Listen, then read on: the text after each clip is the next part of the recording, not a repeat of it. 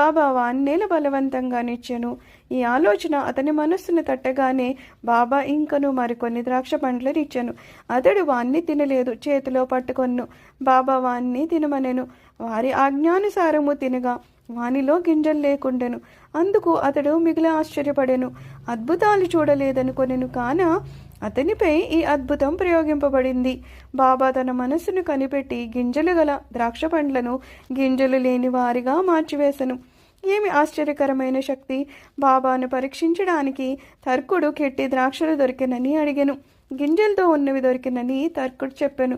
ఠక్కరు ఆశ్చర్యపడెను. తన యందు ఉద్భవించుచున్న నమ్మకము దృఢపరచడానికై బాబా యథార్థంగా యోగి అయినచో ద్రాక్ష పండ్లు మొట్టమొదట కాకాకివ్వవలెనని అనుకొనెను.